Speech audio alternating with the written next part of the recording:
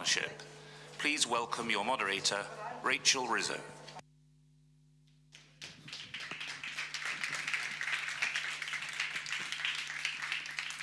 Good morning, everyone.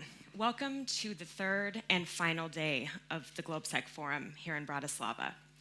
We have had 2 days of fascinating, thought-provoking discussions, and this morning's panel will be no different, because we're here to talk about the current state of the transatlantic relationship. Just a small, easy topic to talk about. For decades, the United States and Europe have been each other's closest partners. We've fought and died next to each other. We trade billions of dollars worth of goods with one another every year. And we share a set of common values. And yet it's taken less than one full presidential term for that relationship to go from constructive and cooperative to reserved to, most would say, downright strained. But how deep does the current crisis in the transatlantic relationship really go? How do experts and policymakers counter anti-US and European voices on both sides of the Atlantic? And how do we come up with new ways of thinking to promote the transatlantic relationship in years to come? So during this session, as has been the case in every other session, we are going to be using Slido. So please log onto your app, use the hashtag GlobeSec2019. I'll be asking the audience questions. I'll be going to Slido. We really want this to be an interactive session. And with that, please go ahead and help me welcome our panelists to the stage.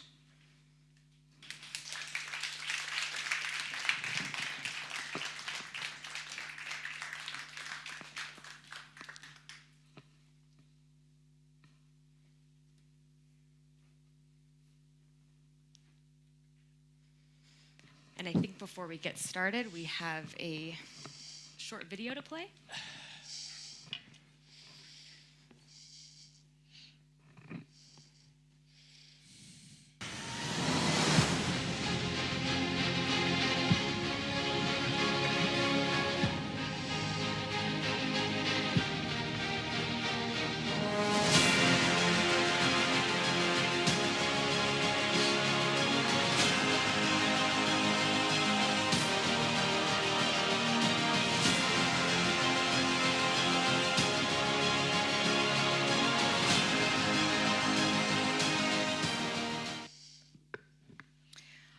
Lady Ashton, I would like to start with you. I think for all of us in this room who work on transatlantic relations, the past couple years have been marked by conversations surrounding the dire state of the transatlantic partnership. But I wonder, how bad is it really? At times, I worry about some of us being our own worst enemies and creating somewhat of a self-fulfilling prophecy. So I would be curious to hear your thoughts on that.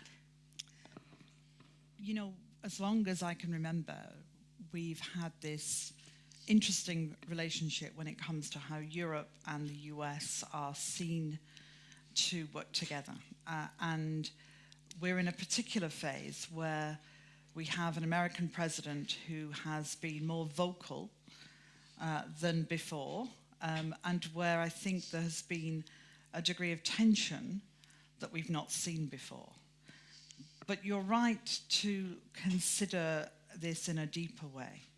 If you look beneath that, then what you will see is ongoing, continuing relationships, both between the European Union and individual countries and the US. And that feels, to me, pretty much business as usual. Certainly when I was in office, and Pierre will remember this well, we spoke to the US every day. They were part and parcel of the thinking on foreign policy because they were our closest ally. And I've no reason to think that that's particularly changed, even if there are very significant differences on certain issues, of which, for example, the Iran negotiations is but one very clear and obvious example. So underpinning the rhetoric at the top is a strong and, I believe, consistent relationship. Having said that, I think it's right to look at what the implications are when policies are made or changed that directly impact on how strong this relationship is as a partnership, as opposed to being a junior partnership with Europe? And that, I think, is a different question. So kind of pulling on that a little bit, going especially into Europe, I think that oftentimes we equate democracy with this idea of liberalism.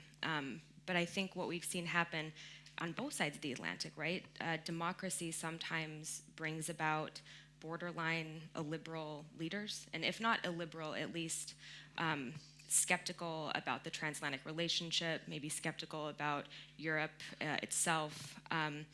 I wonder, and Ambassador Vimont, I would like to ask you about this. How do we, as policymakers and experts, push back on voices that might challenge the transatlantic partnership and create divisions within it, while at the same time respecting democratic processes? Is it just a matter of better messaging?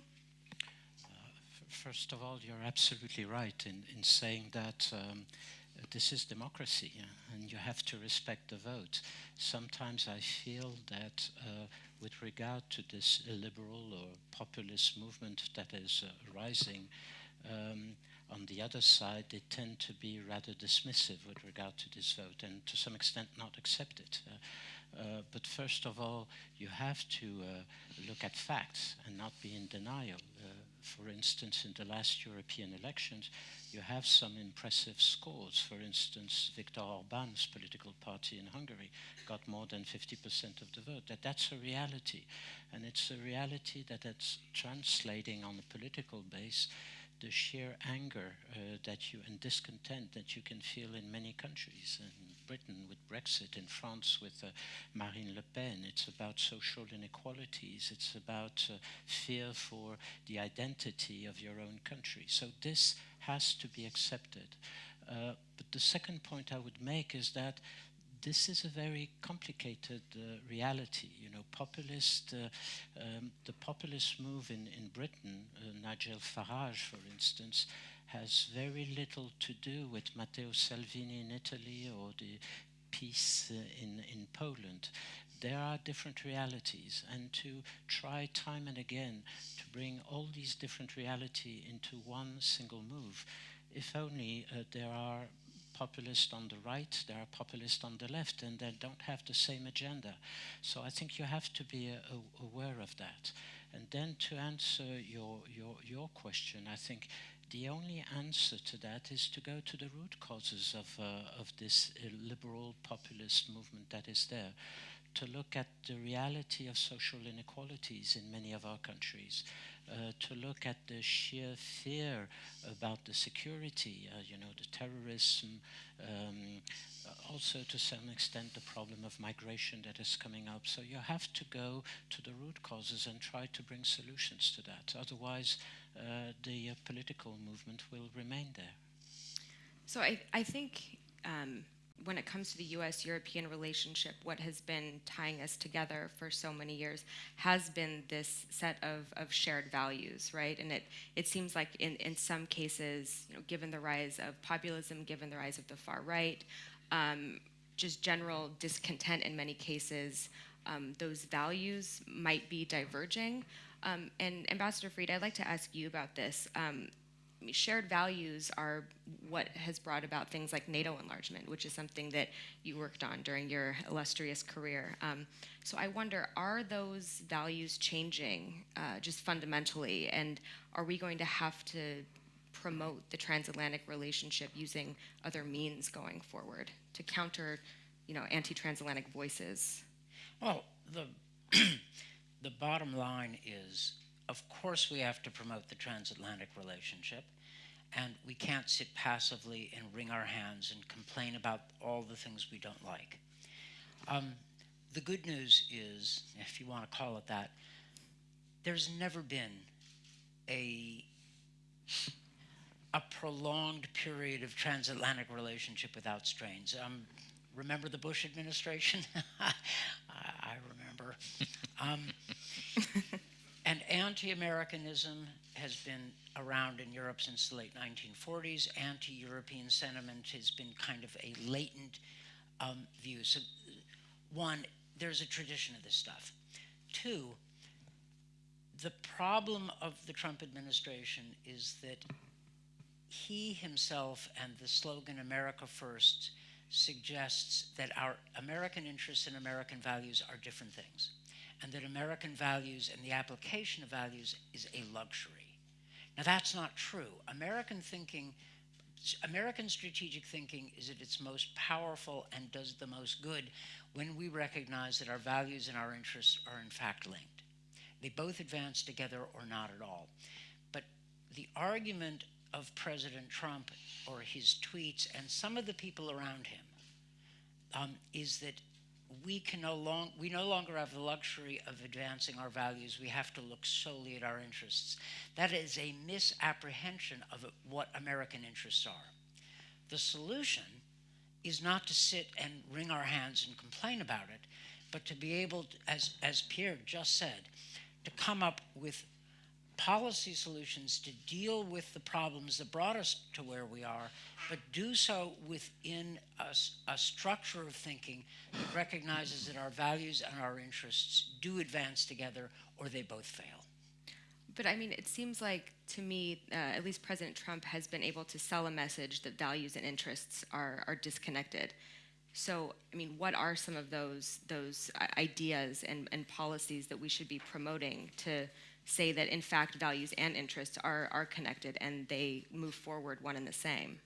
Well, for the United States, the argument I would make is that if we retreat to a kind of sphere of influence world, a kind of neo-Yalta or Nixonian view that we simply the great powers should recognize spheres of domination of the other, we're going to diminish ourselves. Yeah. America got really rich because we understood that we would prosper only if other countries prospered at the same time.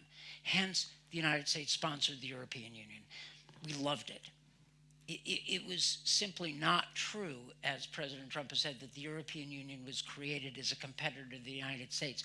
We wanted the European Union to exist and grow strong, so A, we wouldn't have to fight wars in Europe again, and B, a wealthy Europe was going to make us rich or richer. Mm-hmm. So the political argument in the United States has to be along those lines, that it is in fact in America's interests to have a strong rules-based system, to have a strong Europe, and to be working together.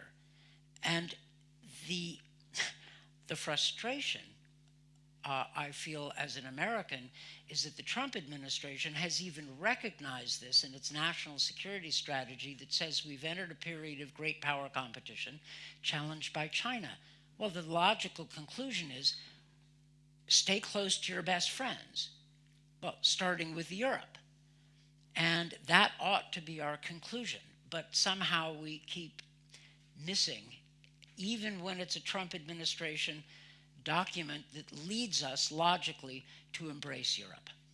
You know, it's interesting because when it comes to the U.S.-Europe relationship, I think you can look at it in different regions within Europe as well. And I think you've written a lot about Central Europe specifically.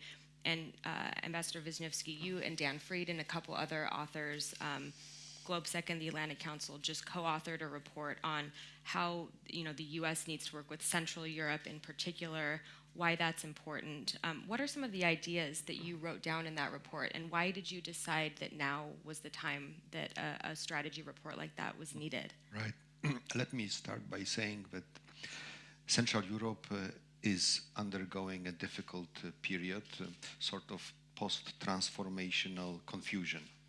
And the question is whether America adds to this confusion or helps to solve some of the dilemmas. So I try to imagine myself as being Hungarian. By the way, I'm Polish.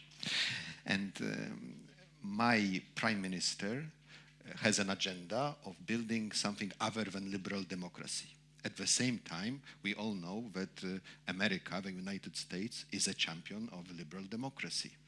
So, and the leaders of the two countries meet in Washington. They are friends, and President Trump says things that put Prime Minister Orban in the opposition to other European leaders, such as, say, Angela Merkel or Emmanuel Macron. So I think it's not helping. This adds to the confusion that is there. And America should not engage in actions, activities, initiatives that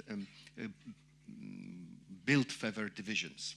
There is this Free Seas initiative, which was originally invented as a sort of a counter-geopolitical project to the one that is pursued within the center of the European Union. I think it's been solved, it has gone into different direction now. It's much more connected to the European Union project itself.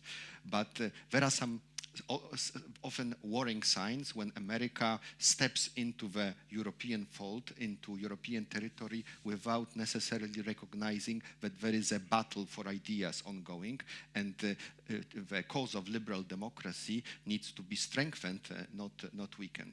And maybe my last point, which says something about Central Europe and its attractiveness to policymakers in America. I believe that Central Europe, all these countries, are useful to America and American policies as the important, strong elements of the European Union, as members, influential members of the European Union, not the outliers sulking somewhere in the corner, being in the strong opposition to the European project. Thanks. Ambassador Free, did you want to build on that a little bit? Well, I think Jakub's right. The United States, it's 30 years since the downfall of communism in this part of the world, and the United States played a good role in advancing that progress, that process, and the results were fabulous. I mean, this is arguably the best, it's been the best generation in this part of the world in centuries. And I think Jakub is right. The United States ought to contribute to a strong Europe and to Central Europe within that strong Europe. To ask Central Europe to choose between Brussels and Washington is a wholly pointless exercise. We should be working closely. A strong Europe is, after all, what the Poles, Czech dissidents started out seeking. I mean, that was their goal, and a strong relationship with the United States. I think that I think the U.S. administration sometimes sends mixed signals, sometimes very positive ones, and sometimes as some of the language coming out of the Orban meeting with President Trump was, let's say, confusing. Do we stand for a strong Europe with Central Europe part of it, or do we look at Central Europe as some kind of wedge? That's damaging. It gets us nowhere in the end. It's a kind of self-indulgence. And I don't think that's the future of U.S. policy, but Jakub and I and our colleagues at the Atlantic Council and GlobeSec wrote that Central European paper to outline a constructive agenda. Now, don't complain about it. What should the U.S. and Central Europe be doing? And we came up with policy suggestions, all of which are consistent with a strong Europe and Central Europe as part of the European Union, with a role for the United States. It's not impossible to do it. No. That actually segues perfectly into my next question for Lady Ashton, and it's surrounding this idea of European strategic autonomy. We, as in, the United States, have pushed for years for Europe to do more, to take more responsibility for their own security. And then it seems like every time they do it, the U.S. pushes back somehow. I think most recently I'm thinking of this letter that was sent from Assistant Secretary of Defense Ellen Lord to Mogherini, kind of complaining about EDF and PESCO and how we don't want it to turn into a protectionist vehicle for Europe and push out U.S. industry. I mean, this seems like mixed messaging to me, and I wonder, is this something that the U.S. really needs to be concerned about, or I mean, these criticisms seem extremely counterproductive in the long run. Well, I think you have to start by defining what we mean by taking more responsibility for our own security. And, you know, one of the reasons I was so involved in our work in the Western Balkans was because it seemed to me that this was a very good example of where Europe ought to be in the lead with US support, not the other way around. It's our backyard. And that is a security issue for the European Union. And therefore, it's not just about what it does on defence and security cooperation, allied to the work that goes on with NATO. I think Phil Rieker said yesterday that the issue is about third-party engagement. So I'm not going to repeat what he said, and obviously not speak at all for his viewpoint. But certainly, as long as I can remember, the US has wanted Europe to play a more active role. Now, that's always been a challenging issue because it rubs up against what Europeans should do inside and outside NATO. One of the pieces of work that I started, but my successor has done a huge amount with, is the collaboration with NATO. So, for example, the European Defence Agency does a lot of R&D work, looks at, for example, improvised explosive devices, helicopter training, mid-air refueling, issues that are beneficial not just to European Union members, but actually to the quest of supporting NATO. And that collaboration needs to continue and grow. So, yes, the US has always put pressure on. Actually, that's not a bad thing. There have been big questions about not just how much is spent in Europe, but actually how it's spent and getting that to be more effective. And that was something that I talked about quite a lot when I was in office. And making sure that that collaboration, if you're from the US point of view, I guess, fits better within the framework of this relationship between Europe and NATO.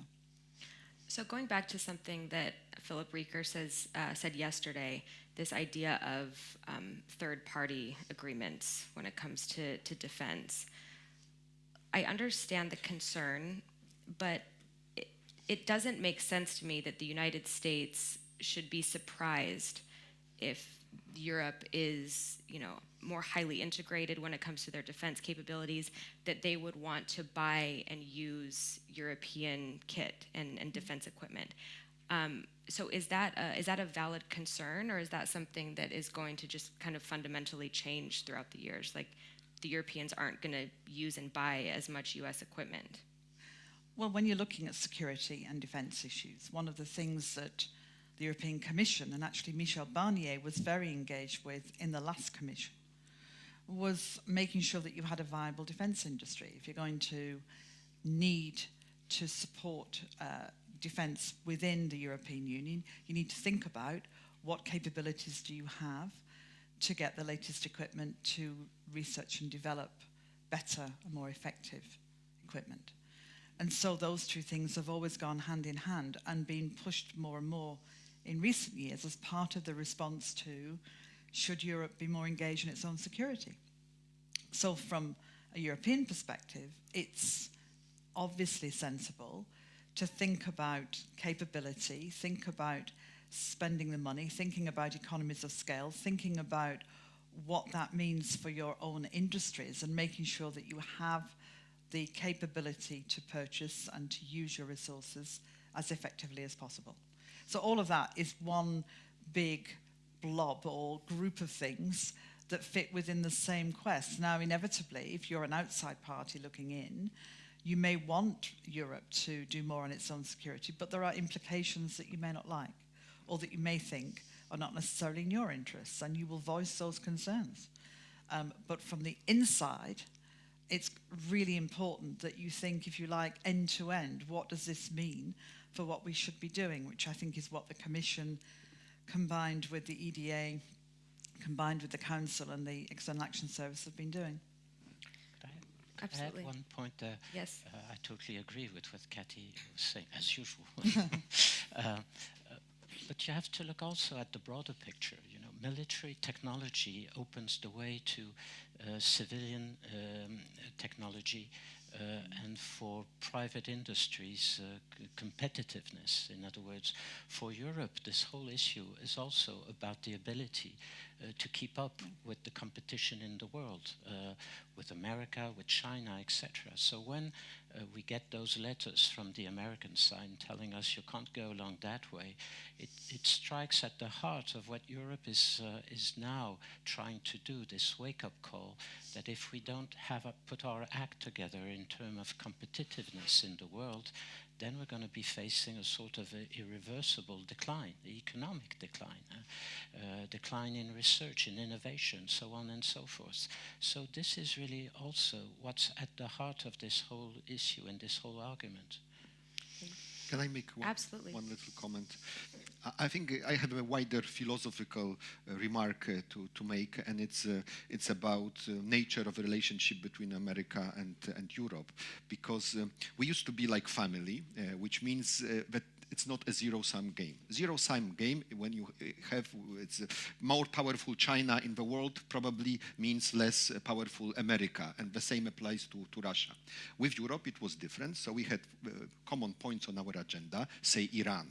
Or we had a problem of Israeli-Palestinian conflict, how to resolve it. And we would cooperate. Some of us would give money, somebody else would provide strong arguments and support for both sides. We tried to play a fair game. But now we are in competition, and actually our successes, our Europeans say over Iran, are perceived as a threat or as a challenge to what America is proposing as regards relationship with Iran. I think it's not a good approach, because it makes the transatlantic relationship resemble that of the normal zero-sum game type of relations in the world.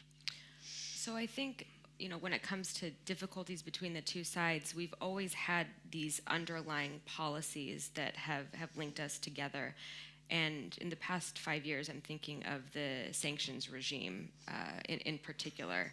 Ambassador Fried, I'm wondering, do you think there's any risk of the United States and Europe losing unity when it comes to sanctions against Iran and Russia? And Iran in particular, because as this creates more difficulty for European companies, European economies, I can see the two sides may be diverging, but I'd be interested to hear your thoughts on that. Of course we're diverging on Iran. Well, yeah, we diverged we on are. Iran. I mean, we've had a split. Yeah. And I don't know, we're back to where we were before President Bush and Jacques Chirac decided to move in the same direction on Iran. And it's not just a reversal of the Obama policy, it's a reversal of George W. Bush second term policy toward Iran. So I think that's a shame, and it weakens the sanctions tool. I understand the Trump administration's problems with Iranian behavior, but I think the JCPOA was actually useful if you didn't expect it to solve everything. It solved partially one thing, which is it lengthened Iran's timeline for the nuclear program. That's what it did. That's worth doing. It doesn't solve everything. But the friction over Iran hurts our ability to do other things. Now, so far, the common policy between the United States and Europe with respect to Russian aggression against Ukraine and Russian aggression generally is holding. And I give the European Union a lot of credit for that. The sanctions were not easy. And by the way, as the then U.S. negotiator, I can tell you it wasn't that hard working with the so-called European bureaucracy. I found the Commission to be a pretty, Commission and EAS were pretty good partners. If you listened to them, if you did what was possible and didn't seek fights but sought to build common ground, it worked out fine. We need to maintain that commonality. We need to have a common approach toward Ukraine, which has a new president, and there's a hope of real success there. And it just frustrates me no end that the American natural partner in the world, which is Europe, seems to be occasionally a rhetorical punching bag and for no good reason. That's the bad news. The good news is we may find our way straight the way we generally do, the way we did after the first Bush term going into the second Bush term. We got ourselves back on track, and we can do it again. Ambassador Vimont, I would like to ask you, we're going to go to a Slido question from the audience. I don't want to talk too much about Brexit, but I don't think you can have a panel like this and not mention it. So this is from Kinga, and the question is that President Trump promises a phenomenal trade deal with Britain. What will it mean for the EU if one day this deal is signed? I mean, I guess this is assuming that Britain indeed does leave the European Union. So I guess you could mix this with two questions. Do you think they're actually going to leave the European Union? And what happens with a trade deal between the United States and Britain if that actually happens? First question, I think Cathy would be a better place to ask answer both of it. you. but I can have a go at it. It's very difficult to say. I mean, we don't know whether we can. All options are still very much open. We can have a no deal, would be a disaster, but this could happen. It could be something along the deal that Theresa May negotiated and which is still there on the table. Or we could have a second referendum. All three options seem to be still looming there in the dark, and we don't know how it would go. On your second question, of course, it very much depends on the kind of deal a future post-Brexit UK could negotiate with the American administration. The reality of this phenomenal trade deal President Trump is talking about is that he alluded to some of the issues that would need to be negotiated. And there you found out that all the difficult issues from the TTIP negotiation, namely food security, agriculture, and many other issues, public procurement, etc., would still be there on the table. And on many of these issues, Britain was exactly in the same position as the other member states, pushing back strongly against some of the American requests. So on the substance, it would be very difficult to see how we could get that kind of phenomenal deal. But on the second point, if ever there was a deal like that, it would just be a confirmation of where I think we are facing the greatest concern with Brexit. Leave aside the question of the future of British growth, of European growth, whatever. From a geopolitical point of view, we're back to the 19th century. We're back to a Britain outside of the European continent, trying to divide the European nations once against another. And of course, if you have that kind of deal, think about the reaction from the European Union side. There will be those who will be saying, well, Britain has found the right way to proceed. How should we go on our own side? There is a risk of further division, and there is a risk of Britain trying to play one European member state against another. So this is why I personally don't rejoice with the Brexit. I think this is bringing us back to old times where the European geopolitics were very disastrous for the unity, of course, but also for the interest of the Europeans. So I think we have to be careful there. Did you want to add something? I not only do I agree, but I would even say it more strongly. What in the world are the anti-EU forces in Britain and the United States thinking? It's a tough world out there. You have a China challenge, you have global challenges like global warming, you have an aggressive Russia, and we're spending our energy fighting among ourselves? That's nuts. What are we thinking? And to the Americans, I would say, what, 2 world wars in Europe aren't enough? We want to divide Europe? What kind of crazy is that? Especially now, 30 years after we start the Central Europeans bring down the Iron Curtain. We have a Europe whole, free, and at peace, a generation of rapid prosperity. Incomes in this part of Europe have tripled in one generation. Like, and we don't like this picture. It's the Hunger Games principle. Let's remember who the real enemy is. I had to use a Game of Thrones analogy, but it's close enough. Do you have one? I think no, we would all get it. I'm old. I'm slow. We need to pull ourselves together, and I'm looking forward to politicians on both sides of the Atlantic who can make that point. Europe.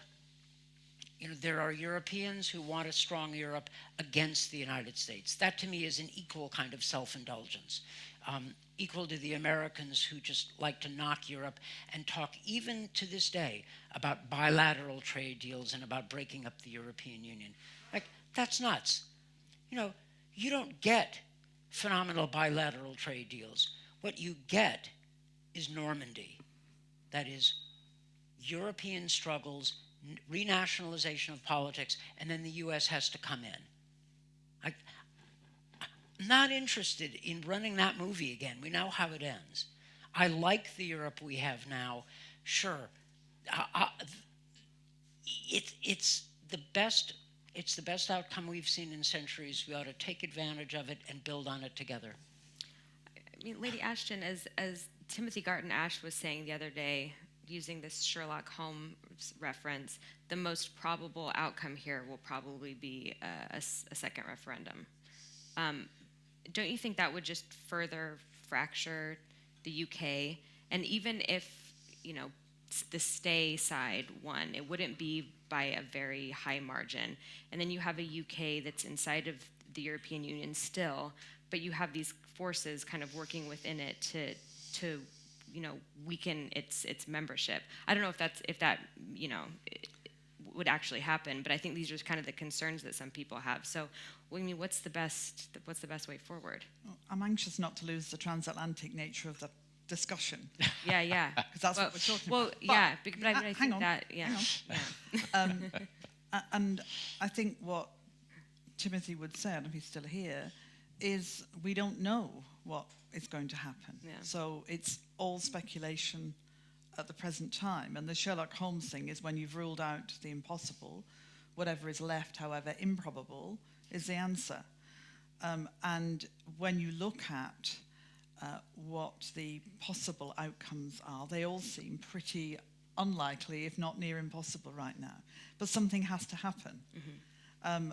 But nobody, I think at this point, knows exactly what that will be, not least because we're in the middle of a leadership election for the Conservative Party for the next Prime Minister. So until that is clear, we don't even know what sort of policy that person will be pursuing in the context of Brexit, because you still have a huge number of candidates. Yeah. We know who the most likely ones probably will be, but we don't know.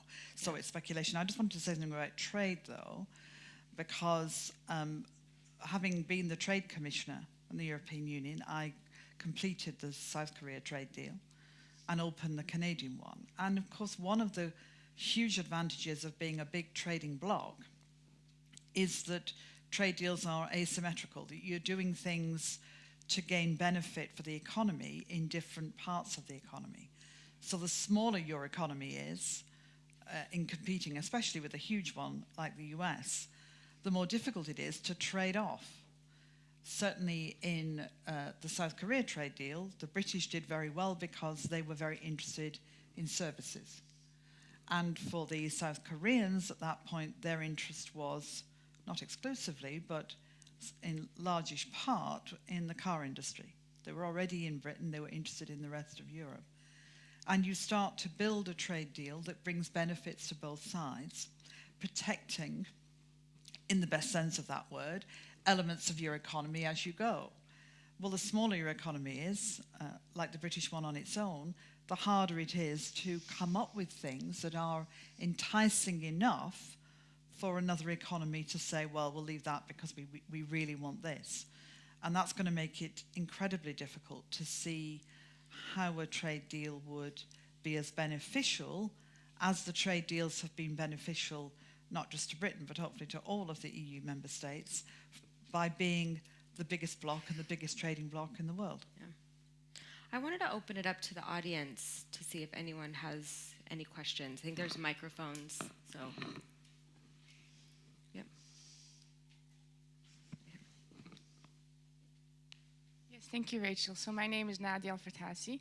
I have a question actually about transatlantic values at the society, at the individual level. We speak about transatlantic values, but generational values are different across both sides of the Atlantics. Millennial values are different in the US than they are in different parts of Europe. So how can we build transatlantic values? How can we redefine them in the digital age, in an age with disruption, in an age where all generations coexist, but no longer are they their same values? So how can you actually fuse the individual, the society levels with the system values? I hope it makes sense. Does anyone want to take? Was that directed at anyone specific? Whoever wants to take up the challenge. Well, Let me just say one thing. I believe that the values have not changed and they are there for the transatlantic community. They might sound a little bit rusty, theoretical, because they are written in legal documents adopted several decades ago. But I believe they have a very concrete meaning these days, and this is about very concrete questions like do we allow censorship of the internet? Or do we allow some artificial intelligence instruments of facial recognition so that people are segregated into different classes of society like it's happening in China? Or do we approve of special social points system that make different categories of citizenry in a society? So these are very real questions, and they have roots in our common values. What the duty of us, politicians, but also think tanks, is to create interpretation that would be practical, that would answer these questions in a very concrete manner. Could I add one point, because I like your question, because it's a point that comes back time again also in international relations, because we're facing new types of conflicts. Think, for instance, about Syria, where you have an asymmetrical confrontation plus a sort of proxy war with. And when you look at how could we try to find a solution with regard to the Syrian crisis, and if you are a diplomat or a retired diplomat, as I am, at the end of the day, you always come back to the core principles of the international system as we have seen it for many years. You have to go back to basics, in other words. You have to go back to simple ideas like the integrity of a sovereign the territorial integrity of a sovereign country, its independence, its right for self-determination, so on and so forth. So we may be living in a new world, but we'll still have to take into account many of the old world principles and basics and fundamentals, in my opinion. I think there might have been another question over here. Hi, Steve Erlanger from the New York Times. Mostly for Pierre and Dan. You brought up the EDF-PESCO problem, which I've just written about, and have had all kinds of pushback from the Americans. They're very unhappy with the whole idea that the day of D-Day, there's this incredibly tendentious argument going on between the US and Europe. We keep pressing the Europeans, oh, do more for your own defense and spend more. But of course, as soon as EDF and PESCO come out, the Americans say, oh, no, not that way. You're actually undermining transatlantic security, lecturing Europeans. But part of what bothers the Americans, this is what I want to ask you. They're very obsessed, of course, with this idea of strategic autonomy in the French. They're convinced this is all a French game to create, its own national defense industry and block out the Americans. And of course, from the European side, it's how do we get Europeans to be willing to pay more on defense if we don't provide jobs and some benefits? So I would like to press you both a bit more on what you think is the underlying tensions which have everything to do with the current transatlantic relationship, it seems to me. Thank you. The Americans have a point about protectionism, and NATO. Having said that, I've lived through 25 years of these kinds of debates. And I would love to see the Europeans not talk about the theory of European defense, but actually produce capabilities and then offer to use them. Now, I'm making this up, but here's a radical proposal. Suppose the Europeans, the European Union, went to Poland and say, look, the Americans have put an armored brigade in Poland on a rotational basis. We're going to do the same thing. And we're going to integrate it with NATO because we take European defense seriously. Like, we're actually going to put forces there. I'm making this up, and maybe Jakob will think I'm absolutely insane. But that's something on the table. Or naval capacity, and Europe start doing freedom of navigation exercises in the South China Sea. If Europeans really want to get the Americans to shut up and challenge the Americans about European defense on new ground rather than rehashing these debates that have been going around since I had hair, okay? Come up with capabilities and use it. Put that stuff on the table.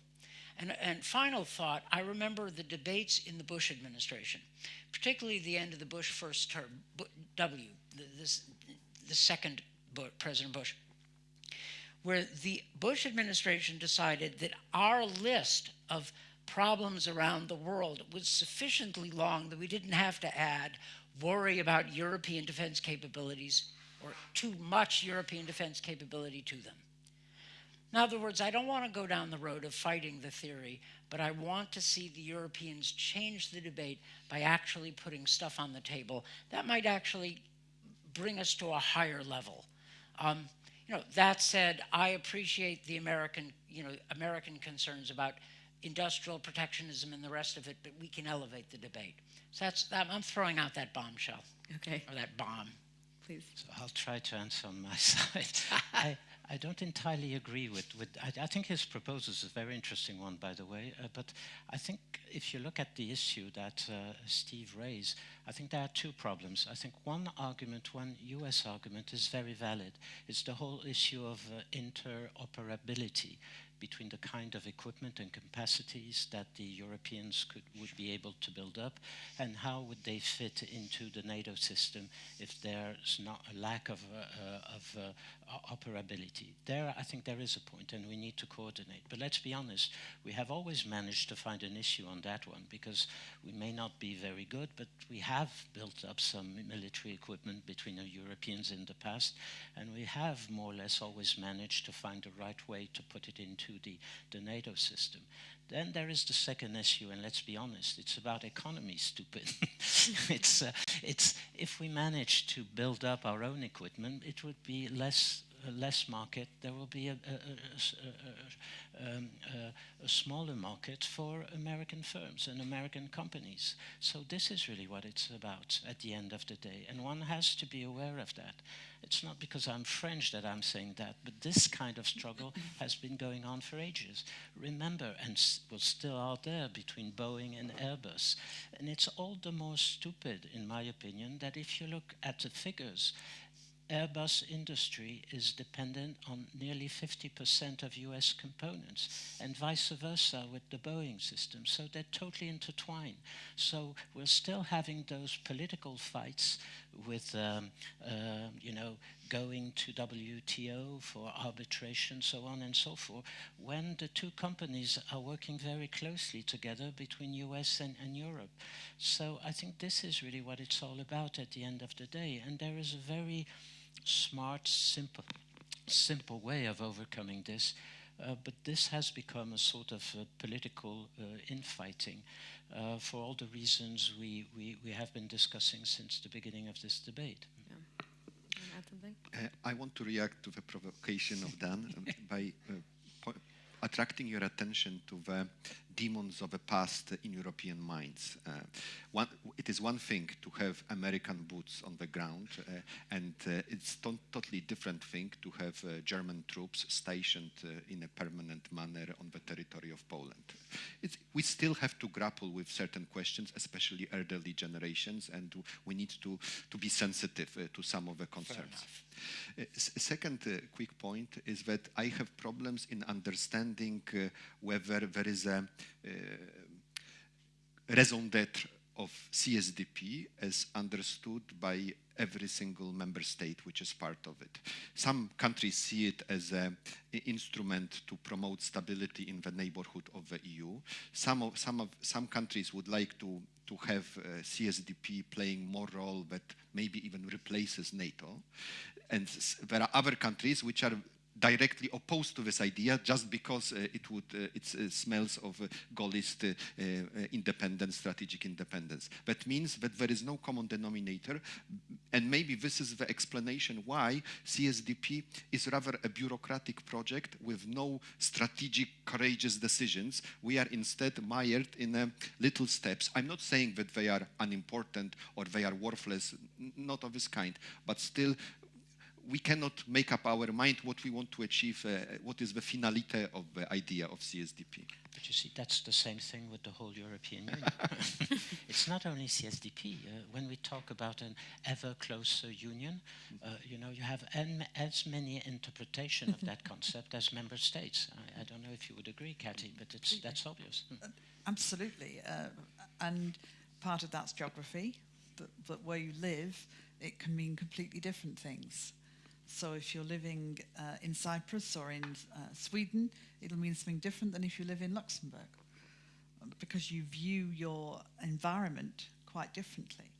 And I think one of the things about, just pushing it back to the transatlantic part, that I was found very interesting was sometimes, with the best will in the world, it was harder for the US to understand that we had 28 countries who were national governments who had to be brought along to get to the same conclusion. That was certainly true on something where we've been really collaborative, like sanctions, where sanctions is a means to an end, not an end, and sometimes it got trapped in being the end. Let's put sanctions on something. It meant we'd done it, we'd solved the problem, when of course we hadn't. But also, if sanctions are effective, they generally hurt the people who are putting the sanctions on. You're going to affect your own economy. And so when the US would be saying, well, let's have sanctions on, let's say, Russia, they had to realize that for some countries that was a cost to their own economy. And that meant they had to nationally explain why they were doing what they were doing, as well as be part of the European Union doing it. And when you have governments in coalitions, some of which are uneasy coalitions, difficult coalitions, when you have oppositions who are going to pick on anything to try and get rid of a government and replace it, there was always a risk, and I would explain this to the Americans all the time, always a risk that somebody would come into power specifically saying, if I get in, I will remove those sanctions. We will not participate. And once you've lost one country, you've lost the European Union's capacity to put sanctions. So it was a much more complex and complicated process that had to take into account the state of each nation, what was happening domestically, politically, in coalition, what the impact would be, what the implications would be should things change. And it would lead to a level of American impatience. Yes, that's all true. But managing the operational level of US-EU interaction is a good problem to have. Yeah. Of course you're right. I mean, I was the negotiator for the Russia sanctions, and so I absolutely know what you're talking about, and you're right. But it can be done, all right? I'm not saying it couldn't be. Yeah, I'm just saying. I know, and the Americans had to listen, But the good news is it wasn't the lowest common denominator. We did pretty well. And so my point is we can operate within the framework you're talking about and do so successfully. Strategically, we need to remember that this is possible and we need to be committed to trying. Then we can do it. And by the way, Jakob, if I were serious about this proposal, I wouldn't start with German troops. But if you're talking about history, my ideal scenario is start with Anglo-French. There, the history, particularly French, the history in Poland is rather different. But my point was to talk about the need to elevate the debate about European defense. What is it for? And get away from, of course, it's about the economy, stupid, on one level. But on another level, if it's about strategy, I kind of like the idea of Europe having these forces to field, and then we can work out the coordination mechanisms through NATO. So when you have a European-American debate, try to elevate it and come out with something bigger. That used to be the American way of policy making. I mean, it used to be, maybe will be again someday. That's the difficulty we've been facing on the transatlantic relationship now for some time, is that, let me put it that way, Dan represents the deep state point of view in Washington. And everybody agrees with that, and the Europeans have always been very comfortable with this vision. But the problem for the Europeans is that they're facing at the moment, a sort of two-stage. When they go and see if they can meet some of their usual interlocutors in Washington, they get this kind of constructive, positive remarks about how we should work together. And then if you go at, I would say, an upper level, we get a totally different narrative. And this is where, first of all, we get lost. And more than anything else, we get the impression that we don't have any more friends at that level in Washington, that we are facing people who are eagerly hoping for the disappearance and the end of the European Union. You know, what we hear about Brexit, this great thing. You know, for some of the European leaders coming to Washington, what they get from their American counterparts, and when are you going to follow Britain and do the same thing? So that makes a lot of difference. The reality there, it seems to me, what I perceive from many of the European nations at the moment is, where do we go from there? Do we wait and see to see how things will suddenly stabilize in America slowly? And there are those who are saying, don't forget about it. This is going to go on like that. So we need to put our act together and to think more about ourselves and take our destiny in our own hands. This is really an existential question and a very important one. And I don't think that we have solved it for the time being. So each member state is trying to find its own way, having bilateral contacts and trying to see if this can work. Macron has tried, Theresa May has tried, Angela Merkel, I don't think she's trying anymore, really. But that's the reality. And as long as we can't find a way of bringing all the different EU leaders together to come up with one common stance in front of this disruptive policy at the moment in the United States, the Transatlantic partnership is going to go on in a very shaky, fragile, and unstable way, I fear.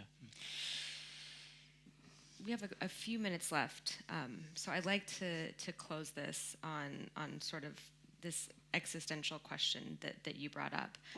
It seems like what is happening on both sides of the Atlantic, President Trump, for example, isn't a cause. He's more of a symptom of these underlying issues. So 2020 is just around the corner.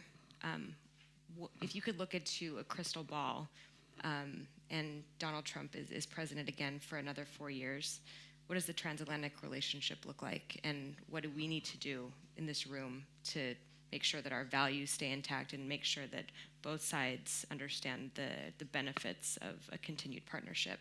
Lady Ashton, can I start with you?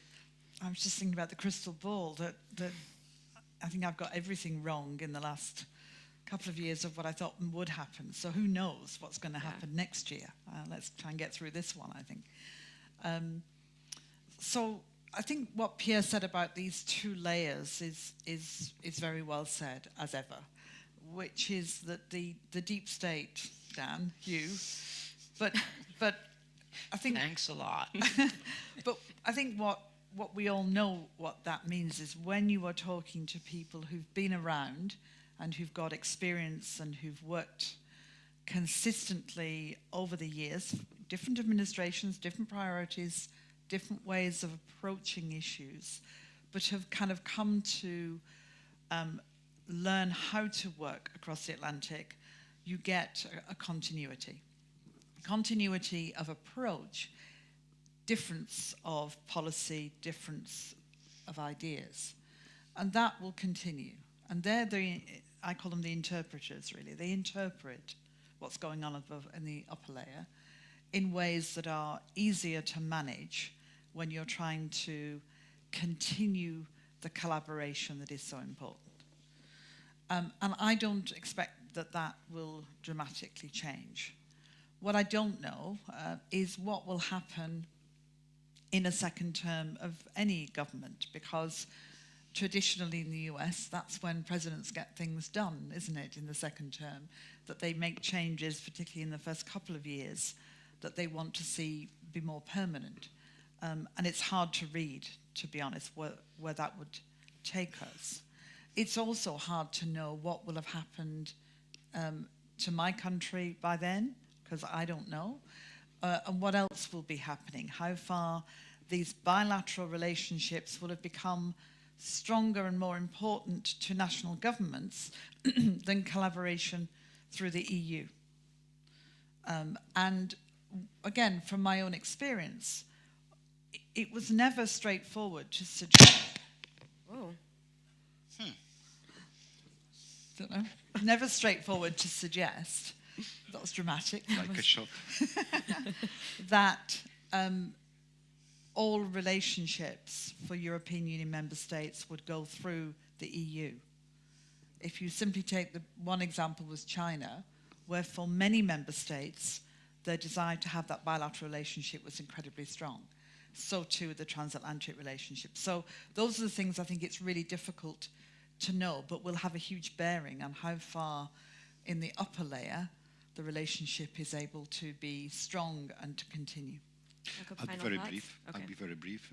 I don't expect re-elected President Trump to read passionately Favors of Europe, Couldn't Have Kalergi, Robert Schuman, etc. He does not have to love the European Union. I believe that sooner or later the pragmatism will prevail, and America, be it President Trump or somebody else, needs an ally in reforming World Trade Organization, needs an ally how to deal with the Chinese, Huawei, and all these technological problems that arise, problem of disinformation campaign conducted by Russia. So there is an agenda, and President Trump will be a collaborator, and we will find a solution. Thank you. Well, at least that's a somewhat happy note to end on. So please join me in thanking my panelists for an excellent discussion.